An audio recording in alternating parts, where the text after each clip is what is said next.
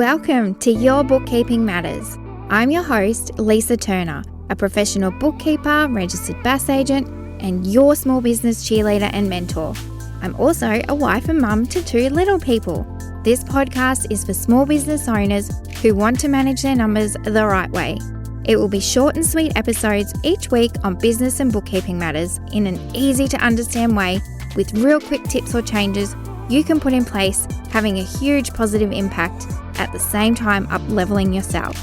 So you can be in control and confident that you know your bookkeeping matters. Let's dive into this week's episode.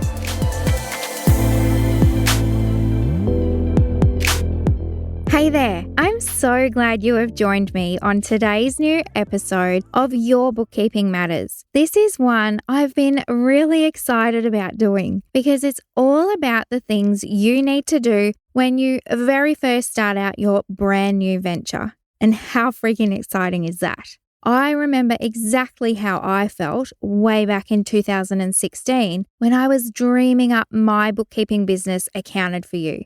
Planning the name, website, getting my licenses and registrations. But gosh, looking back now, I know how extremely naive I was about the whole thing. I knew I had to do everything myself, but what that everything actually was, well, it certainly was not what I was thinking.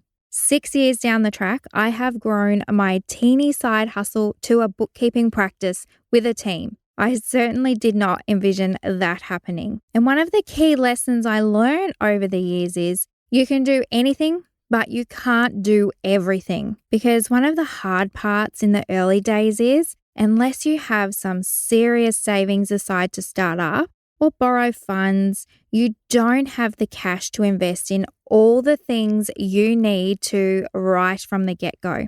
So you kind of have to weigh up your options and prioritize which ones you can and should do until you can outsource or get help. And that's why I started my digital course, Power in Numbers, because I recognized not everyone can engage the help of a bookkeeper in the early days. So my course really helps you get different business and numbers matters set up the right way and have a great understanding of the basics.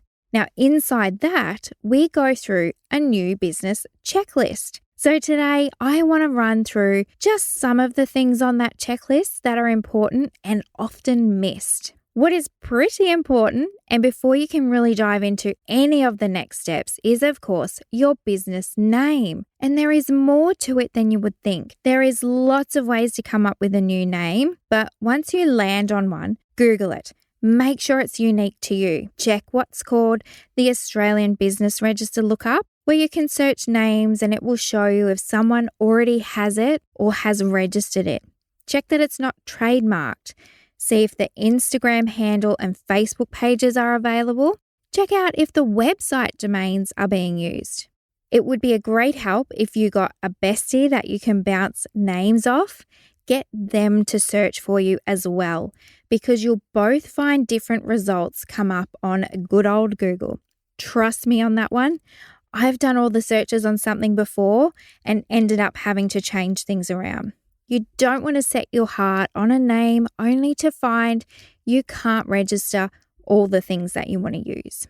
Once you've got that squared away, next is your business structure. Being brand new to small business doesn't automatically mean sole trader is the perfect setup for you and your future. Most people, myself included, dive in as a sole trader thinking, oh, this is just a little side gig. I'll see how it goes and then I'll change it one day if I need to. Sole trader is sometimes the worst option for you. Well, then how do you find that out and choose the right structure for you? Have a quick chat with your fab tax agent, tax accountant, and solicitor. Combined, these two professionals will know your financial situation and liability needs because the structures each have very different legal, tax, and reporting setups. Now, yes, you technically can change structure down the road, but do you really want to? Speaking from personal experience, when I decided I would take my business full time and also switch to a company, It took up so much of my time, energy, and focus. I really wish that I'd gone with a company from the start. Now, you might be thinking you don't plan to make enough income to be a company. It's actually nothing to do with your income. You don't have to be making a huge sales amount to be a company. You can be making no sales and be a company. So if you're thinking you'd like to be a company in the future, go with that after a quick chat with your tax agent and solicitor. Start out as a company, my friend, and save yourself the headache of changing over down the track. There are a couple of other structures, of course, and if they are for you, your trusted professionals will let you know. But if you end up needing to change down the track, don't sweat it. Things change and you will get it done. But just make sure you get that advice at the start. Next on the first steps list today is get an ABN. Now, that's an Australian business number. The number of times I've heard people say, "Oh, I'm a hobby. I don't need one." Wrong answer.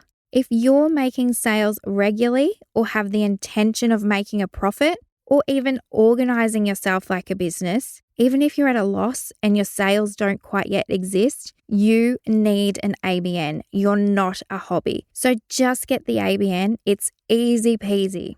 Hot tip, you must quote it on your invoices, even if you're not registered for GST. Now, this is a pet peeve of mine when businesses are not quoting their ABN. To me, it looks really unprofessional when it's not on there, and it makes our job as bookkeepers really hard to find them sometimes and chase up the details of that ABN when invoices from our client suppliers don't quote them on the invoice.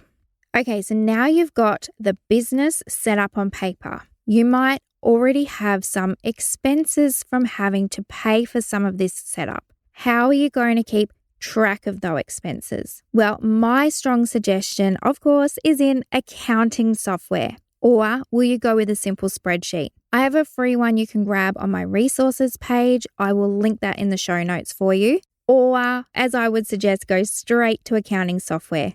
You have to decide what will work best for you. But you do have to get a system in place and track your expenses accurately, even if you're not yet making any sales, because you can run at a loss while you set up your business, and that's totally normal. And in most cases, you can carry that loss forward to the next financial year, reducing your taxable income when you are making a profit. So even at a loss, your bookkeeping matters. So keep tabs on all the money going out. Which brings me to the last one I want to touch on today, and I bang on about this all the time and every training I do. Open a separate bank account for your business transactions. I could go on about this for ages and all the different things you can do with your savings and money management. But in the early days, your very first step is to keep your personal and business transactions separate.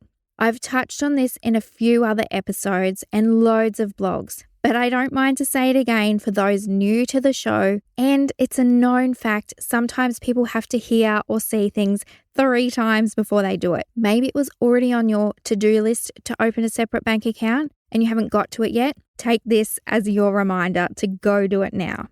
At an absolute minimum, open one separate business bank account. I have a blog on all the bank accounts you can open to help with saving if that kind of visual style works for you. Some people only need 2 bank accounts.